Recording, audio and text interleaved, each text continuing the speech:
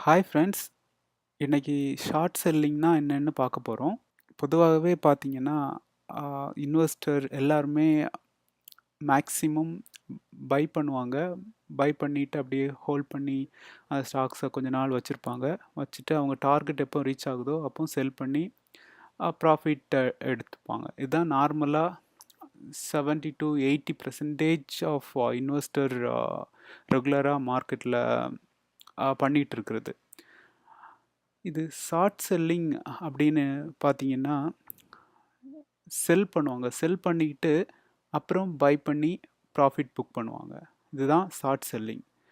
Say for example, ஒரு stock கண்டிப்பாக அது டவுன் ட்ரெண்டு போக போகுது.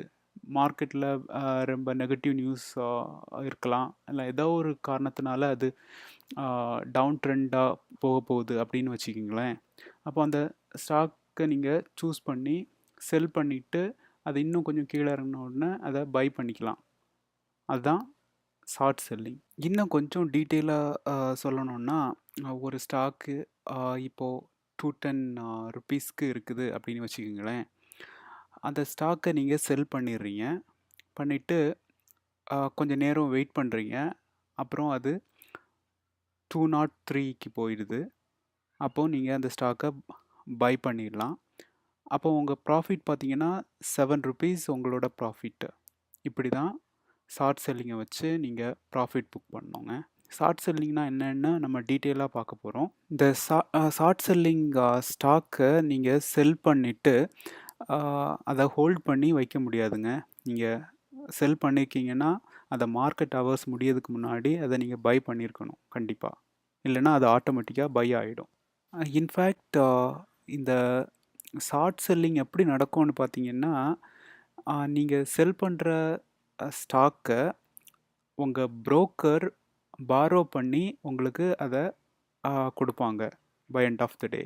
அப்புறம் நான் ஆல்ரெடி சொன்னது போல் நீங்கள் செல் பண்ணிவிட்டு அந்த ஸ்டாக்கை நீங்கள் பை பண்ணியிருக்கணும் பிட்வீன் 9:15 AM to 3:30 PM.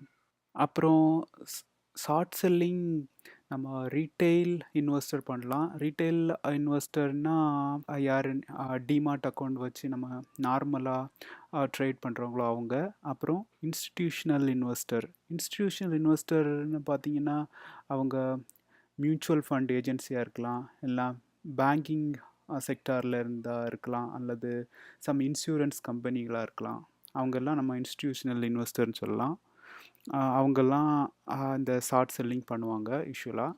அப்புறம் ஷார்ட் செல்லிங்க்கு உங்களுக்கு யூஸ்வலாக மார்ஜின் தேவைப்படாது if you are retail investor. இப்போது அதிகமாக குவான்டிட்டி நீங்கள் ஷார்ட் செல்லிங் பண்ணுறீங்கன்னா கண்டிப்பாக மார்ஜின் தேவைப்படும்.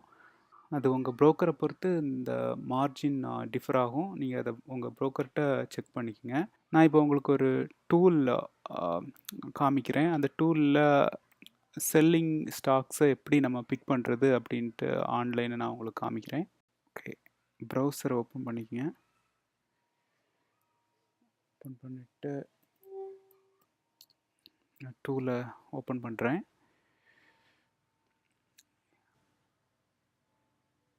ஜெனரிக்காக உள்ள ஃபில்டர், இதை ஃபில்டரை நீங்கள் சேஞ்ச் பண்ணிக்கலாம் உங்கள் தேவை பொறுத்து. அப்புறம் அந்த ஃபில்டர் நீங்கள் சேஞ்ச் பண்ணிவிட்டு இந்த ரன் ஸ்கேனை ஹிட் பண்ணிங்கன்னா ஃபில்டர் கண்டிஷனை பொறுத்து அந்த என்னென்ன ஸ்டாக்ஸ் கீழே போகுது அந்த ஸ்டாக்ஸ் எல்லாம் லிஸ்ட் ஆகும். அதை எடுத்து நீங்கள் யூஸ் பண்ணிக்கலாம். ஸோ இந்த டூலோட லிங்க்கை நான் டிஸ்கிரிப்ஷனில் கொடுக்குறேன், நீங்கள் அதை எடுத்து யூஸ் பண்ணிக்கோங்க. ஸோ ஷார்ட் செல்லிங்னா என்ன, அந்த டீட்டெயிலில் உங்களுக்கு புரிஞ்சிருக்கும்னு நினைக்கிறேன். தேங்க்ஸ் ஃபார் வாட்சிங் மை வீடியோ.